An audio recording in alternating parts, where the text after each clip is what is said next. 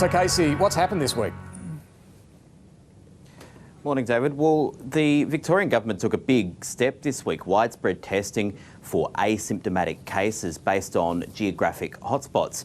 But as with every intervention in this pandemic, it'll take some time for us to see the effect of that. Regardless, Victoria is now clearly in its biggest resurgence of the virus since the first wave.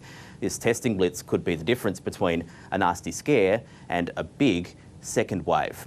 The number of community transmission cases, those where a source of infection hasn't been found, they look alarming at the moment. On a 7-day average basis, community transmissions in Victoria have never been higher.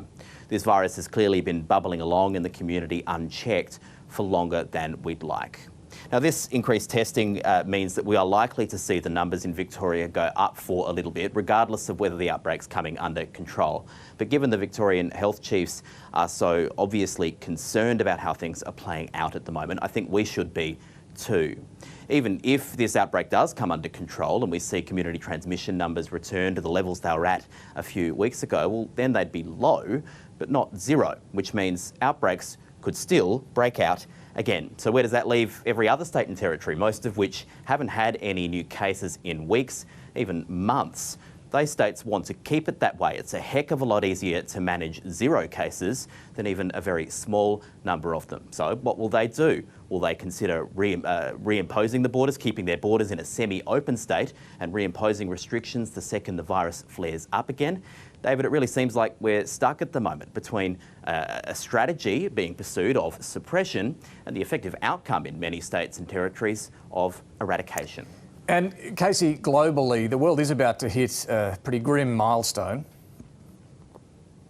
That's right, David. I mean, just yesterday we hit, the world recorded 191,000 new cases globally. That's a daily record. And just two countries, Brazil and the United States, made up almost half of those. And the share that those two countries have of the daily cases may well continue to increase because the curves in both the United States and Brazil are very, very steep at the moment.